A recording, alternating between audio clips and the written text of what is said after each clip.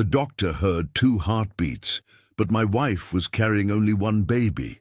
I still say those words the way someone repeats a date that changed their life, slowly, like carving it into the air. My name is Iván. For most of our marriage I built cupboards and fixed faucets. I learned how to braid Lucia's hair when it grew long enough, and I kept my coat on while she warmed her hands at the small gas heater, because she always protested the cold more than I did. We lived in a narrow house on a quiet street, where the sirens were rare, and the neighbors knew when something was wrong before we did. Everything about those years felt ordinary, and that ordinary is why everything that followed hurt so much. We wanted a child, not a poster, not a plan. We wanted a small, ordinary life with someone who smelled like milk and sunshine, who would sleep between us on a Saturday morning and ask a dozen questions in a single breath. We wanted a child the way people in our town want rain in the dry season, quietly, desperately, with a patience that turned into a kind of ache. We tried for years. We saw doctors who spoke in gentle sentences about hormones and cycles, about timing and tests. We endured needles, pills, the sterile bright rooms with their posters of fetal development. Each visit left Lucía quieter. The tests kept coming back normal. The specialist said the phrases that become thin when repeated, "Everything appears fine. There's no obvious reason. Try again in a few months." Every try again felt like a small, polite punishment. Friends and in-laws offered condolences in the form of recipes and little remedies, certain teas, a different diet, advice wrapped in folklore. My mother-in-law began to watch us with that look people reserve for something on the edge of being lost. She started bringing up names she had never mentioned before, names of women who lived on hills or at the edge of the river, women the town had always treated as a different kind of authority. I resisted at first. Lucía resisted harder. She had been raised in the church, and her faith was not the kind to seek shortcuts. She prayed and she lit candles. She went to Mass and received the bread with quiet hands. But prayer, like hunger, grows louder when it is not answered. Little by little, the pressure of silence pushed at her edges. The day we went to Doña Trinidad's house was an ordinary Tuesday, with a sky that promised rain, but never gave it. My mother-in-law had arrived early, and she had a folded piece of paper in her hand with a name inked in a hurried script. "She helps," she said without ceremony. "Not church work, no. She does what the doctors cannot." I remember Lucía looking at the paper the way someone might look at a culprit or a bridge. There was shame in her face, but also a readiness that I had seen only once before, when she had decided to paint the small room the color of pears after I asked her not to. We told ourselves we would go just once. That was how it always started. We drove out past the last pavement and down a road that narrowed into 2 tracks, the houses thinning, the telephone lines going quiet. The hill where Doña Trinidad lived held the kind of trees that gathered mist in the mornings. Her house sat at the top like a patient old thing, surrounded by potted plants with strange shapes and the smells of herbs and damp earth. It was not a cold place, but the air there seemed older, as if it remembered many summers already. She greeted us with a crooked smile, the kind that trusted her own time. I will not describe what she did in steps. I will not tell you how to replicate it. I would never want anyone to think this was a map with directions. Only this: we entered an exchange. Lucía held a small scarf she had been wearing the day she put on a dress for no particular reason. My mother-in-law produced a rusted safety pin and a medal that had been in the family for decades. Doña Trinidad placed them on a cloth, murmured words that were not quite prayers and not quite stories, and touched Lucía's belly like someone checking the weather. Her hand was warm. She spoke of things in a voice that had the cadence of old stories and the bluntness of markets. She promised hope with the ambiguity of folk remedies. "I will call it," she said. "If it is for you, it will come." We left with nothing tangible but a sense of relief so thin it might have been another disappointment. On the walk home, I caught Lucia's hand and felt how small it had become in mine, how her fingers trembled not from the cold. That night, when the house settled into its usual sounds, the pipes, the distant shout from a neighbour, the cat padding along the roof, I thought we might finally sleep quietly. Instead, I heard something that I still hear if I close my eyes and try. Laughter, not a laugh that belongs to anyone we knew. It was distant and quick and then gone, like someone behind a closed door practicing the sound of joy. I told myself it was the radio 2 houses over or a child in a dream. Lucía told me she had slept well. We went back to work and to life. In the morning there was a small wet print on the windowsill that looked like the outline of a child's hand. It did not belong to any hand we had in the house. The cat had no fingers like that. Lucía pressed her palm to it and frowned, a small crease between her eyebrows. I will never forget. Concern and a hint of defiance, as if she were telling whatever had reached into our life. Not here. The first days after Doña Trinidad felt like the subtle tilt before a wave. Tiny things shifted. The kettle that sat on the stove was moved 1/2 inch. A lullaby we didn't know hummed under the pipes at 3 a.m. Lucía began to keep the little scarf tucked by her bedside, and sometimes she would close her eyes and whisper to it. She did not speak to me about it. She spoke to the scarf as if to a secret. I watched these changes with a combination of disbelief and a slow, sour anger at my own impotence. We had given something away, an item, a pinch of dignity, a belief, and if anything had been promised in return, I wanted my share of the bargain. When Lucía started to wake in the middle of the night and stand at the foot of our bed, staring toward the empty corner of the room, I thought sleep deprivation was to blame. When she woke once with a small bruise on her palm, no explanation, no bump to account for it, we began to feel a presence.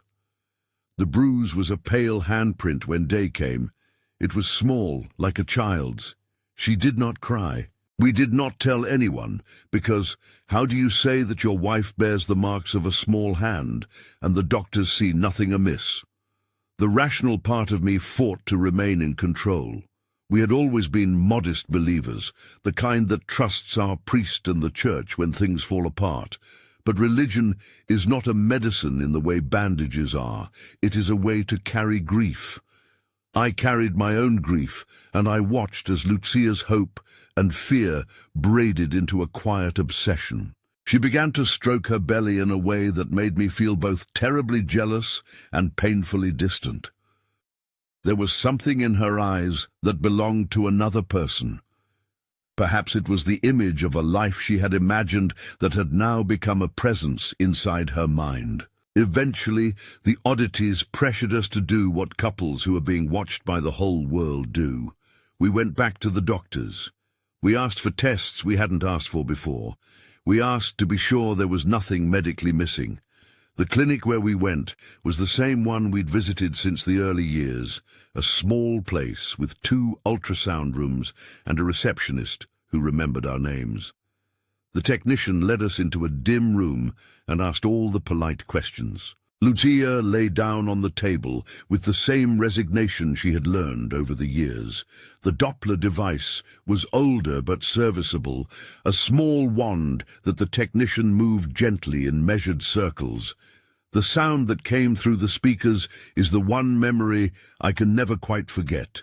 A small, consistent thump like someone knocking at the door of a warm room. The first sound I recognized as the fetal heartbeat, because I had heard it before, in the months where hope was not yet hollow. Then a second beat, not twice as loud, not a harmonic, a distinct, separate tempo that ran alongside the first. The technician's hand stilled. He looked at the screen with the mild professional curiosity you see when someone spots an odd bird out of season. "I'm hearing 2 heartbeats," he said without dramatics, the way a man reports the weather. His voice betrayed a question, though. His lips pursed as if to say, "Is this correct?" He repeated the sweep, angling the wand. And the two rhythms remained, two separate rhythms, placed so close together it was like listening to two breaths from the same chest. We wanted to think of the simplest explanation, two fetuses. I watched the monitor as the technician switched to ultrasound, a screen full of grain and grey that has always felt to me like the inside of a dream. The image unfolded in slow motion, one fetal pole, one head, one spine curled like a comma. The technician scanned more deliberately, longer, pressing the wand with a deepening focus. The images remained stubbornly single, one embryo, one little forming body. He called in the doctor. The doctor was younger than I expected. His stethoscope hung from his neck like a literal proof of training. His eyes were the kind that had been taught not to read too much into things. He performed the same checks and asked the same questions. He placed the Doppler on Lucia's belly, and then he listened with his ear to the plastic screen. And then again he listened, and said the same thing under his breath that the technician had. 2 heartbeats. He pointed at the monitor, where the ultrasound again showed one single curvature, a small fist, a long, soft shadow of a spine. He frowned in that professional way where curiosity turns into concern. Sometimes there can be artifacts, he said. Sometimes 2 heart tones can be heard from maternal vessels or from twins that are no longer viable. He used words like artifact and fetal pole and vanishing twin that felt clinical and remote. He referred us to another set of tests, a more thorough ultrasound, blood work, perhaps a scan with a different machine. The clinic scheduled us for a more advanced scan later that week and told us not to worry, that technology sometimes makes mistakes. The doctor looked at us with the kind of kindness that seeks to soothe, but also to place distance, a professional barrier that kept his face warm and his voice measured. We left with paperwork and a brand of confusion that rotted at the edges of our reasoning. 2 heartbeats and 1 baby.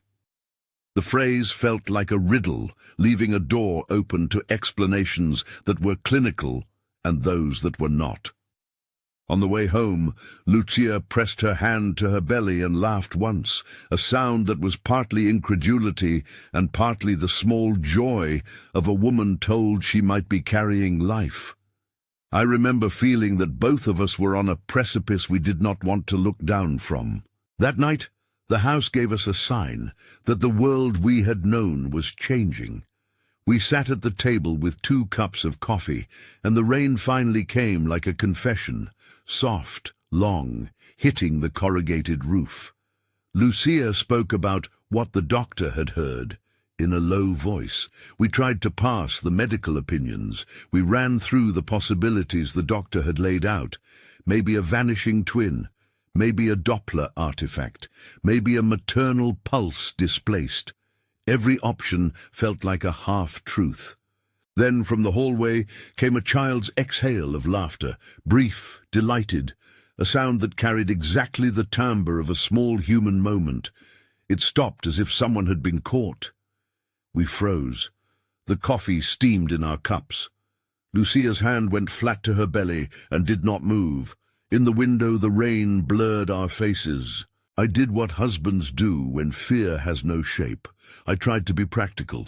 We scheduled the follow-up scan at the larger hospital, a place with machines that looked new and technicians who spoke in clipped accents. There, a senior ultrasonographer took readings with a device that promised clarity. He reviewed the images with a seriousness that felt heavy.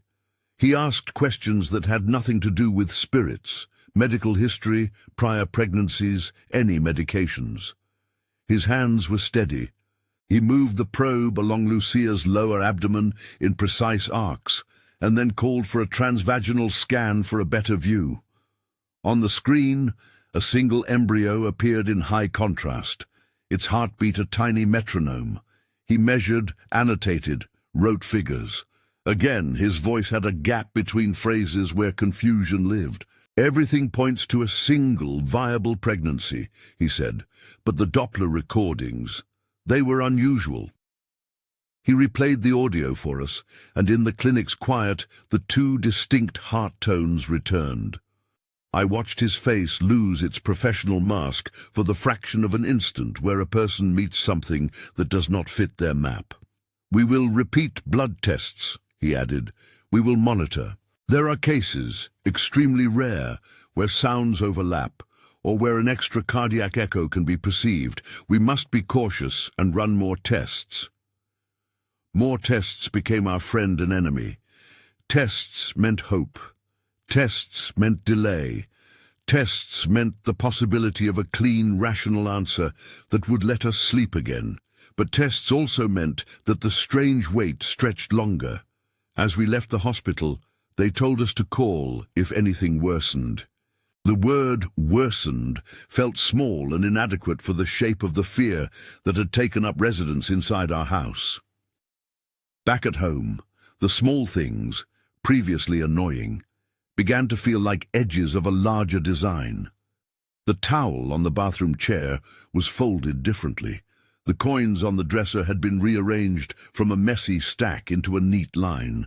Lucía would wake and whisper a name she had never spoken aloud. When I asked who it was, she would only say, "Do not be afraid," and her eyes, which in those days carried both stubborn hope and the fatigue of years, would look at me with a plea I could not refuse. The community, always a curious and sometimes cruel audience, began to notice subtle changes in us. There were glances at Mass and the silent passing of casseroles. Some offered quiet sympathy, others offered counsel in the form of prayers and quick references to saints. My mother-in-law's presence at our house increased. She would sit by the window with a rosary wound between her fingers and watch the street as if to see who might step out of the world to offer an answer. We did not tell them about the laughter or the handprints. Some truths we learned do not travel well across the mouths of neighbors. Fear makes people do strange things. It makes you take the path you swore beforehand you would not take. For us, it made us search every doorway, for a medical answer, for a folk solution, for spiritual reprieve. I will not hide that we walked between institutions and between beliefs. Days blurred. I went to work by day, came home and found Lucía speaking low to the wall by night. She began to keep the little scarf folded on the bedside table, and sometimes it smelled faintly of something that was not her perfume, something like boiled milk or the smell of a nursery that had never existed. Once, when I shifted in bed, I felt the bed move as if someone small had rolled between us and then slid away. I told myself I had been dreaming. When the second hospital visit produced more questions than answers, we began to consider other help again. The folk thread in our town had long arms. People kept secrets in the way they keep recipes. We returned humbly to Doña Trinidad's name. The idea felt like betrayal and like salvation in the same breath. I did not want to go back, yet every night Lucía would wake and stare and hum, and I found myself crushed by a new kind of helplessness. Before we reached any decision, more signs pushed us along. A mark like a child's footprint appeared on the floor near the cradle we had bought in a fit of optimism months before, and never assembled. It was soft, circular, and impossibly clean. On another morning, a small smudge of soot shaped like a crescent sat on the inside of the pantry door. Once, Lucía woke with wet hair, though she had not bathed. She claimed to remember walking around the courtyard at dawn, saying things in a voice that wasn't quite hers. She would recount these episodes with a logic that only made their strangeness deeper. "I hear them," she said once, and the words were both terrifying and tender. I remember wanting to hug her and also wanting to flee. We kept seeing the doctor, and the doctors kept doing what doctors do, measuring, scanning, reasoning. Artifact, physiological anomaly, false positives. Each explanation felt thin. Each time they could not offer a final answer. The space between the clinics and our kitchen table grew thicker with possibilities that were not medical. I began to understand why people in the town did not speak freely about the line between what the church addresses and what the folk women touched. It's a line that exists in the grey, and grey is a difficult colour to live with. One afternoon, after an ultrasound that didn't close the case, I found Lucía in the doorway to the nursery, a small room we had painted a pale green. The paint still smelled faintly of the day we chose it. She was holding the baby blanket we had bought on a whim, the one with a soft elephant embroidered on the corner. Her lips were moving, forming words in a rhythm that sounded like a lullaby. I watched from the hall and felt my chest tighten with both love and terror. The lullaby faltered. She looked at me with that small crease in her brow, and then she smiled in a way she had not smiled for months. "He likes this one," she said. "He wants it." There was no he I could identify. The grammar of her sentences had shifted to include an unseen company. We decided finally to go to Father Esteban, not because we wanted theatrics or a headline, because the house had started to hold its breath, and we needed someone who spoke in a language that could name what we feared. Father Esteban was a man whose face matched his years, lined and serious, but with hands that had blessed many meals and held many griefs. He welcomed us into the parish office without flinching at our story. Perhaps in his life he had heard worse, or perhaps he had learned discretion. He listened. He did not laugh. He did not dismiss. He asked where we had been, and when we described the Doppler and the ultrasound, he folded his hands and spoke softly of prayer and the limits of science. He also said, with the humility that makes men who carry sacred things believable, that sometimes there are phenomena that present outside the usual categories, and that when that happens, the Church's first work is to pray and to protect. That evening, as I walked Lucía home under the streetlights, the town looked like it always had. Lamps in a quiet line, the bakery shuttered, the neighbour's dog barking at nothing. Yet the air felt older. Lucía pressed her scarf to her chest and whispered that she could feel a presence that liked the upstairs room. She said it without accusation, with the kind of tenderness you reserve for children and the dead. "He isn't cruel," she told me once. "He wants a place too." I did not know how to answer that. I only held her tighter and promised to keep her safe. When we reached the house, the small things began their work again. A shoe we had left by the door was neatly aligned, as if someone small had pulled it into place. The gargoyle figurine on the mantel was turned to face the window. On a shelf, a small tin soldier, an object Lucía had collected as a boy, stood with one arm raised. These rearrangements were not chaotic, they were deliberate. It felt like the world had borrowed a child's patience and practiced being tidy. We were walking a line between two kinds of knowledge, the kind that measures and the kind that senses. The Doppler's 2 heartbeats had opened that line. It had taken the medical question and slid open a space for others' voices, folk remedies, prayers, and the gossip of neighbours to come in. I began to fear the shape of desperation, how it could make you bargain with parts of the world you had once vowed to ignore.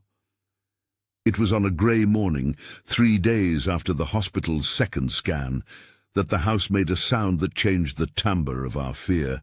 I had gone to fetch water, and when I returned, Lucía was on her knees in the middle of the living room, her hands folded. She looked up when I entered and smiled with a serenity that did not fit the rest of her. "He wanted the blanket," she said simply. "He liked the elephant." Her voice was soft and distant.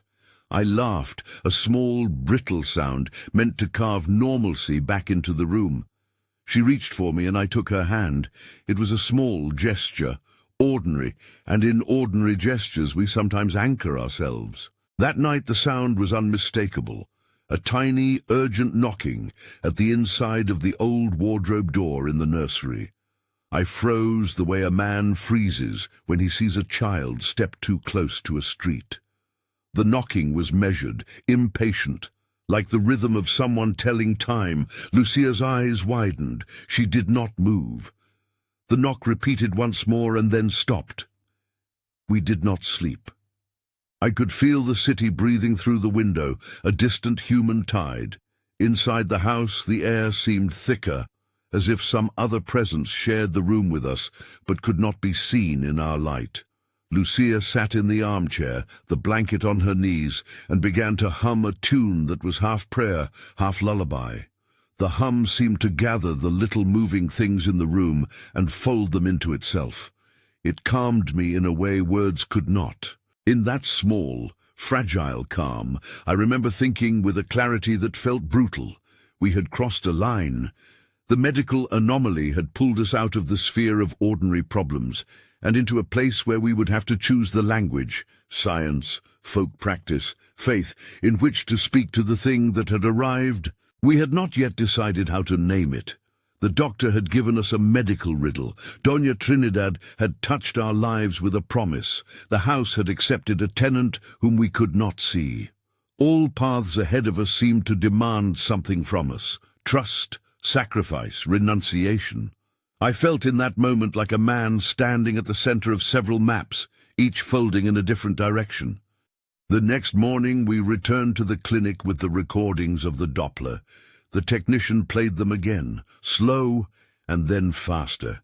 The audio filled the small room like a second heartbeat. The doctor listened with his head tilted. He rubbed his chin and said words I did not want to hear. We need to consult with a cardiology specialist and with maternal-fetal medicine. There are echoes we cannot explain here. It is rare, but it happens. He wrote down names, dates, tests. His handwriting trembled the way a hand trembles when coffee has been taken for courage. We left with more appointments and the knowing that any day could bring news neither of us wanted. The house waited for us with an ordinary stillness that meant it was practicing patience. That afternoon, as I sat at the kitchen table and sorted bills, a small pair of wet footprints led from the nursery door to the center of the living room rug, and then stopped as if whoever had made them decided to take back their steps. I felt something in my chest break. Not like a physical pain, but as if some shelled thing had cracked, and inside it was emptiness. We began to talk less about what seemed plausible, and more about what we could not accept. Lucía would look at me and say, "If this is a test, I will not be ashamed." Sometimes she would add, "If it is mercy, I will welcome it." Her words were both brave and brittle. I wanted to offer advice, to force logic into the corners, but I found myself turning away from the map I had always trusted. The town had its opinions, the doctors had their uncertainties, and the folk women had their ways. We were left with a house that no longer felt like ours alone, and a body that contained sounds doctors could not explain. I will tell you this much with no theatrics: the uncertainty was worse than the fear. Fear can be named. Uncertainty lives like fog, making every step tentative. We tried to carry on. I worked. Lucía rested. The laundry piled. The bills were paid. But at night, when the lights went out and the house exhaled, a second heartbeat would rise in my memory and press against the thin wall between the world we knew and the one that had come calling. It was in that fog that we met the obligation to choose. We could keep consulting doctors until their charts filled and their explanations exhausted themselves. We could keep returning to the women whose hands had braided so many folk answers into people's lives. We could seek the church and ask for blessing and protection, or we could do nothing and let the house decide what to be. We did not know which choice would be least ruinous. A few days after the second hospital visit, a neighbor's child left a small wooden whistle at our doorstep, an innocent offering that seemed like a child's apology for running across our yard earlier that week. Lucía picked it up and put it to her lips as if remembering something. She blew one note, a thin single sound, and the house answered. Somewhere upstairs, a soft rhythm answered back. It was not a sorrowful sound. It was giddy, pleased. For a minute we both laughed, a short thing that tried to cut the dread loose. Perhaps in that moment we were simple parents, rediscovering the play of small noises. But the laughter soon grew impatient again. The 2 heartbeats the doctor had heard were not just a medical curiosity, they had become a summons. Every unseen noise, every shifted object, every small handprint pushed us toward a decision. We were being asked, by a sound no one could name, to choose a language for the unknown. I wish I could tell you we made the right choice then. I wish I could say we walked in a straight line to safety. The truth is that choice is messy. We started to move the way people do when the world they have trusted begins to show other faces, with blended steps, with borrowed words, with hope that wore the shape of stubbornness. We would, in time, seek help of a different sort, but not yet, not in those first days when the Doppler's 2 heartbeats still hummed in my ears, and the ultrasound's single image remained stubborn on the screen. In those days, we were still testing the borders of our fear and our faith, still trying to decide if the noise under the roof was the sound of blessing or the echo of something else. On the evening before we made that decision, I found Lucía standing in the doorway with a small smear of soot on her cheek and a look I could not name. She reached for my hand and said simply, "If I have to speak to him, I will. For now, hold me."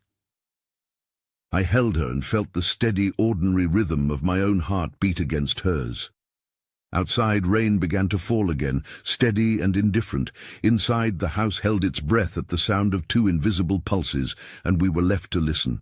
We walked into Father Esteban's little office as if we were carrying the weight of the house on our shoulders. He had lit a candle by the window. Its flame trembled with the breath of the street and threw a slow light across his desk. He listened again. This time with the patience of a man who had learned to let people empty themselves onto his lap like old coats. When I finished, the room kept a silence that was not empty, but listening. "You have done everything the doctors asked," he said finally. He did not sound surprised. He sounded tired, in the way older men sound when they have learned that the world keeps making its own rules. "And you have walked into other people's ways," he added, not as a reproach but as a fact.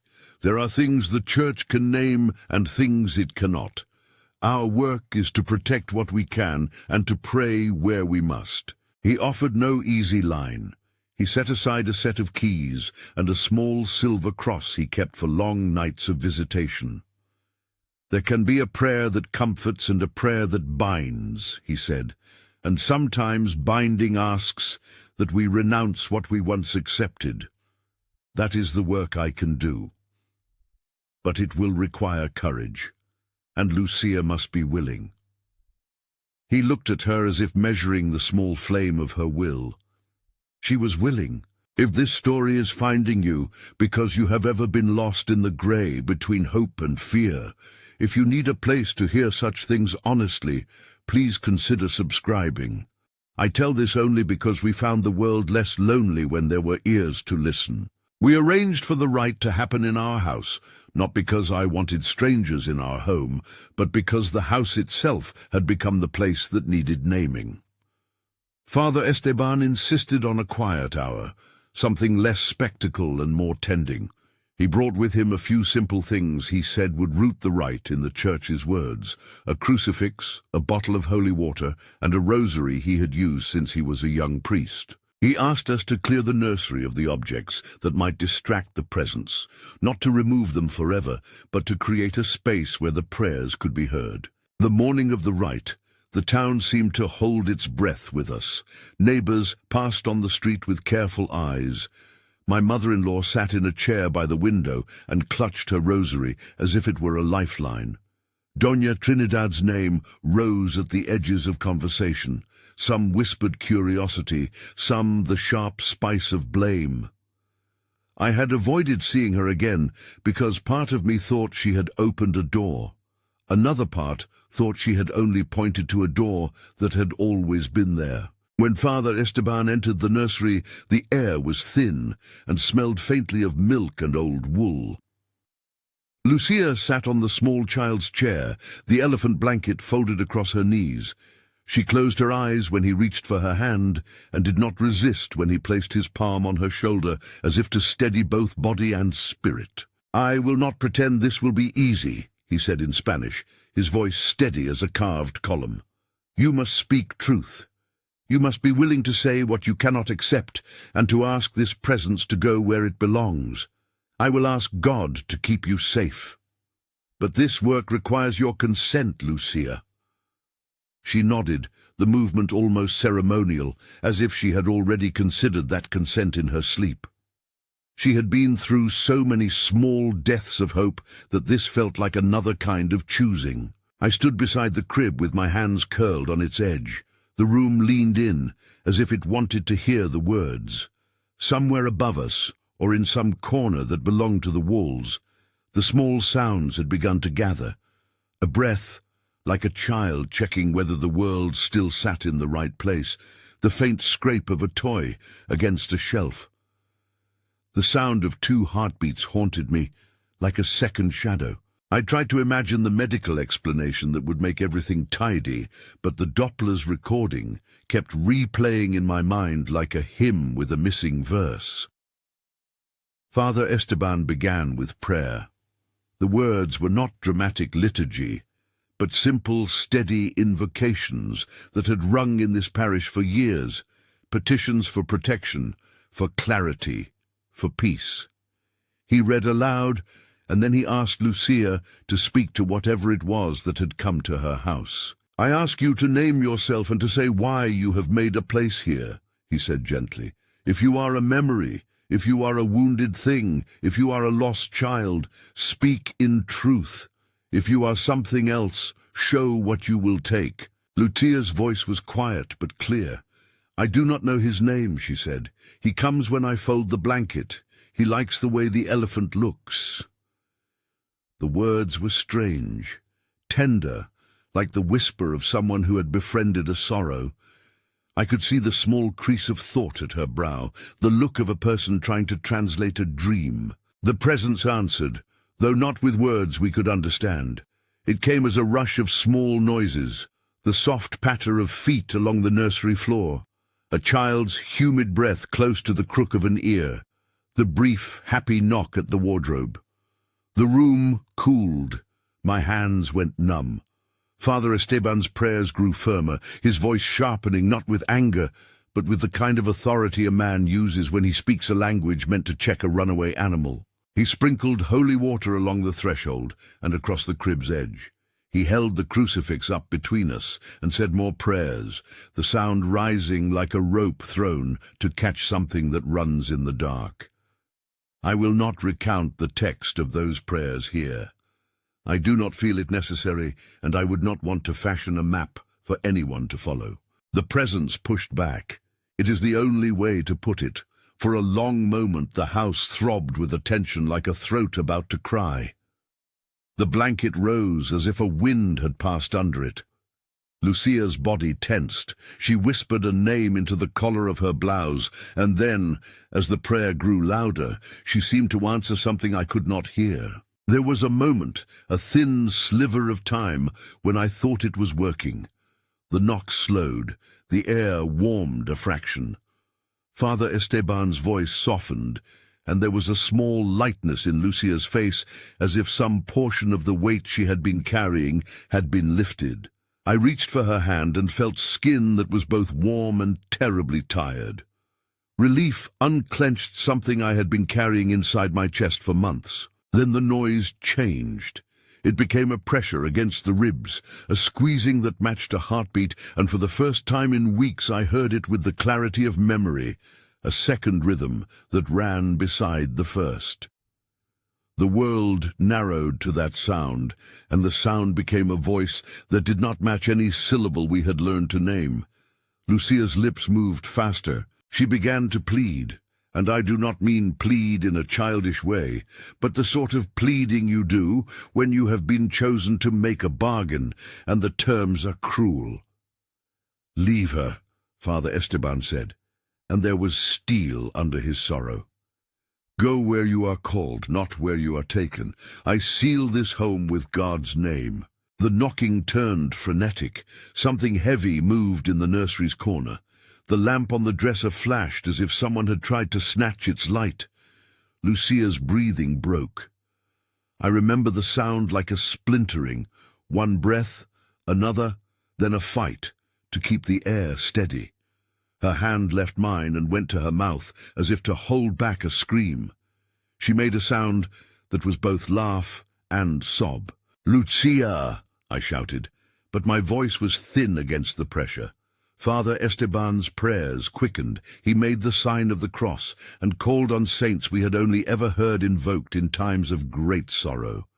He wrapped his rosary around his hand and moved closer. The presence seemed to recoil and then to come back like a wave that only broke because we held our line. I cannot say how long this lasted, minutes that stretched like hours. The rhythm beat in the room, a tide that rose and surged until, finally, it seemed to break. There was a last sharp sound, something like a child's disappointed sob or the snap of a thin twig. The nursery fell quiet in a way that was absolute, a silence that roared because it was so complete. Father Esteban leaned over Lucía and put both hands on her shoulders as if to count that she was still there. "She is breathing," he said. "She is wet with sweat. We must let her rest." I had the foolish, naive hope that morning that the worst had passed, that what needed insisting had been insisted upon, and that the house would find its ordinary rhythm once again. I was wrong. Within the hour, Lucía slumped. It was not a small thing. She went from human animation to empty in a breath. Her eyes rolled, and then her breath stuttered and stopped. The way I say it is flat, and I cannot dress it up. One moment she was alive, the next moment she was not. Father Esteban called my name, and his voice broke like a twig. He checked for a pulse and found it fading. We shouted for help. The paramedics arrived in a wash of professional motion that made the house look like a stage for something clinical. They moved with the efficiency of people used to discovering bodies and trying to coax life back.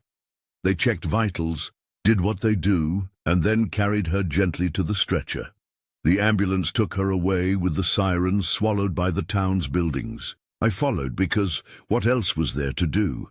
At the hospital, the doctors worked with a focus that felt like a wall between the tender and the strictly possible. They ran tests, spoke in clipped words about possibilities, embolism, cardiac event, a sudden arrhythmia.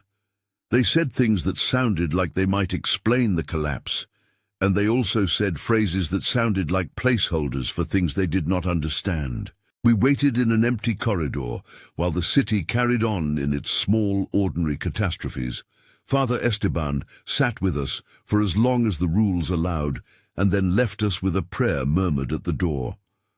The doctor who finally came to speak with us had the same look of a man meeting a puzzle he could not solve without more pieces. "There was no external trauma," he said. "Her vitals were normal at her last check an hour ago. Whatever caused this was internal and rapid. We will run a full panel. We'll check for clotting disorders, for cardiological events. We'll do a post-mortem if needed. I'm very sorry." His apology was clinical, but my grief needed no elegy from him. The machines in the hospital hummed like another kind of witness. They could not find a cause that fit neatly into the charts. The pregnancy, how to mention it. The monitors recorded a single fetal heartbeat, and then none at all. The narrations of the clinic and the Doppler's memory were the only voices that remembered the second rhythm. The hospital's team could not reconcile the two things. They could only register them and move on to tests that would take time. Time stretched and shredded itself into waiting. People we barely knew left food at the door. My mother-in-law sat with her head in her hands and wept the way old people give up a lifetime of stoicism. The town's gossip took on other shapes. Some said the curandera had a hand in it. Some said we had sought what was not ours to seek. Doña Trinidad herself did not come. Later I heard that she burned sage, and closed her shutters for 3 days and muttered something into the smoke. But I refused to go back to her house. Going back felt like walking in circles through a place of blame. They declared Lucía dead that afternoon.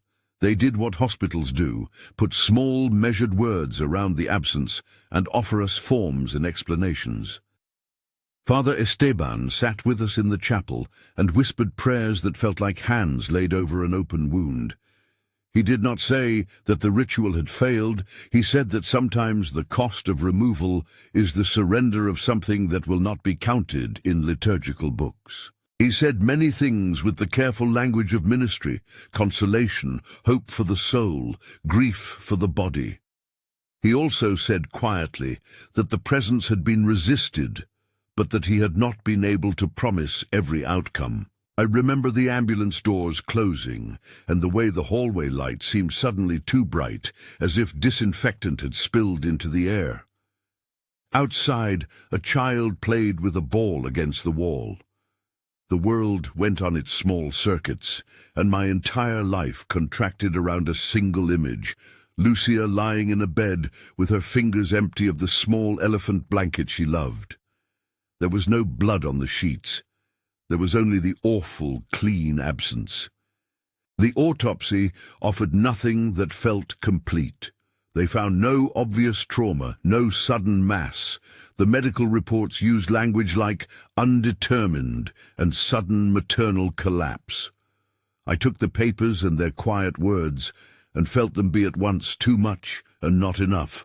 The doctors told us they would test the placenta, run genetic panels, do what they could to find a medical reason. I wanted a map that would let me make sense, a sentence I could place on a shelf and look at when the grief became a thing I needed to feed with meaning. In the weeks that followed, the house grew small and mean, in the way rooms do when someone has left. The nursery's paint seemed too bright in a way that mocked us. The blanket with the elephant sat folded on the chair, as if waiting for hands that would not return. At night I would sit in the dark and listen for a rhythm I had learned to fear and to want. Once, maybe from habit, I cupped the Doppler recording in my phone and pressed play. The 2 heartbeats came back like ghosts that had found a phonograph, and for a moment I could feel Lucía's hand in mine. Then I would stop it, because the sound was a hole I could not safely put my head into. People offered condolences that wore thin fast. The kitchen filled with casseroles that sat uneaten. Some neighbors avoided us with the clumsy care of those who do not know how to be near loss. Others came and told stories of when they had grieved and how it felt small in comparison to what we had lost. Their stories were not meant to hurt, but there were no comparisons that fit. There came a time when the priest and I spoke in the hushed way of men who have both learned that not all questions have answers. You walked a line, he told me. You sought what looked like a door. Sometimes doors open wide. Sometimes they close with a cost. Did we do harm? I asked, the question raw and sharp. He took a long time before he answered. The rite was not meant to harm. It was meant to invite a letting go. But the human body and the human spirit are entangled in ways we do not fully know. I cannot say with certainty whether prayer hastened anything. I can only say we did what we thought was right in light of signs we feared. His words were not comfort. They were an honest, uneasy human account of ministry in the face of the inexplicable. I had wanted a simpler answer, that the priest had saved her, that the presence had left and everything returned to how it had been. Life rarely offers tidy endings. The weeks became months. I returned to work because the world needed bills paid and because work had become the only place my hands made sense. At night, I would sit in the nursery and talk aloud to Lucía, as if the act of speaking across the thin wall could stitch months back into days. I told her about small things. The cat that had taken to sleeping on her chair, the letters that arrived addressed to us both, the neighbor boy who, knock-knock, had once left a note about a lost soccer ball. Sometimes I would place the folded blanket on my lap and smell it. Sometimes it smelled only of detergent and memories. The community came together in ways that surprised me. Some brought candles and said prayers. Some said nothing at all and sat with me like solid furniture. It helped. It did not fix the whole, of course, it could not, but it made the house tolerable for a while. Doña Trinidad eventually came to our door. I did not expect to see her. She was older than I had thought, her hair silver at the temples, and she stood there with one of her old scarves folded in her hands. She did not meet my eye for a long time. When she finally spoke, her voice was neither apology nor triumph. It was a kind of tired explanation. "I did not call that," she said. "I sent a prayer and took a token. The things that come are their own." Her words made me angry and absurdly sad. Angry because I wanted someone to be accountable. Sad because her face was the face of someone who had watched many lives pass through her doorway and had learned that outcomes were not always in her hands. "I wanted to return the things to you," she added, holding out the scarf. "I do not look for trouble." I closed the door on her like a man who had already decided how to place blame in private. Later, I told myself that I had been too quick, that grief makes us both cruel and cowardly. In time, the hospital called with the results they had promised. The placenta had some anomalies they could not fully explain. There were small signs of an inflammation they recorded as notable, but not diagnostic, a phrase that felt like both care and failure. The tests did not point to a single cause that would give the story an end. They offered statistics and probabilities and phrases meant to soften the blow of not knowing. I took them home and folded them into the drawer with the blank space Lucia's schedule had left. The Doppler recording, my cruel, faithful ghost, was something I could not bring myself to throw away. I kept it on a device and would sometimes play it in the dark and let the two rhythms wash over me. In those moments, the past was a live thing, and I would almost believe that if I could hold the sound long enough, I could catch Lucia's breath in my palms again. But the sound was a trick of memory and machine, and perhaps of something else. I could not trust it to be proof of anything. Once, months later, Father Esteban came to our house and sat in the nursery with me. He touched the crib's rail with a gentle hand. "Grief is not only about letting go," he said. "It is about learning how to carry a life that has been shaped by loss. You built a home for a family that was never fully formed. That house will keep its memory. It will keep the echo. You will, in time, learn to live with both." I wanted to rail against his measured saintliness. I wanted to say that living with memory felt like a sentence I had not been warned about. Instead, I listened. His presence did what presence does best. It made something else possible. It did not mend the wound, but it taught me how to place my hand over it without always tearing at it. There are nights, still, when I think I hear two heartbeats and I reach for a sound that is gone. I stand at the nursery door and press my palm flat against the paint and let the memory of Lucia's warmth sit against my skin. Sometimes the house answers with the settling of pipes. Sometimes in the deep and quiet hours, I swear I hear a small knock at the wardrobe, and for a breath, I allow myself to imagine that it is not an absence, but rather a trick the house plays when it remembers being a home. Then I remember the hospital corridor, and the way the doctors' faces were blank maps, and the way Father Esteban's voice trembled when he said that sometimes we do not have explanations. I do not tell this story to frighten you or to say that the world is full of thin doors and easy bargains. I tell it because desperation makes a person reach for what glimmers like an answer, and because sometimes the cost is greater than anyone imagined. Pray, yes. Seek medicine and counsel and community, but be careful with the roads you take when the map is only half drawn. There is dignity in asking for help. There is danger in thinking you can control the outcome of every choice. In the end, the question is not only about what is real in the way doctors measure things or in the way folk wisdom says a thing answered.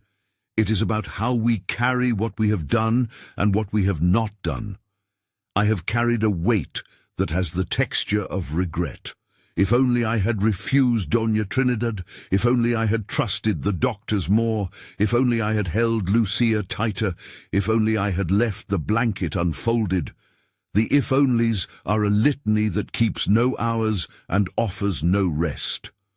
I imagined for months how I might speak this into a room like this, with warning, with mourning, with an honest hand extended to those who also live in the grey.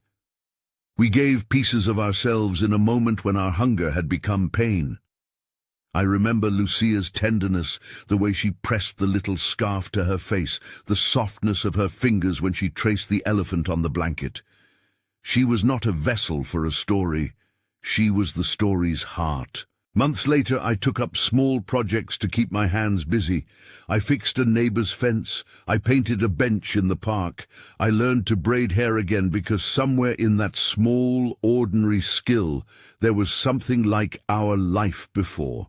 The house remained a place that remembered. Sometimes the cat would jump onto the crib's edge and look into the empty room as if seeing history. I would watch it and think that the life we wanted had visited us and then left. On quiet evenings, when the street lamps cast an honest light across the yard, I sit on the porch and think about the day the doctor told us, with the same steady voice of someone trained to look at evidence and not to leap, that he had heard 2 heartbeats. That moment changed everything. It was a hinge on which the rest of our life turned, a sound that opened a door. For me, that sound is now both the thing I miss and the thing that warns.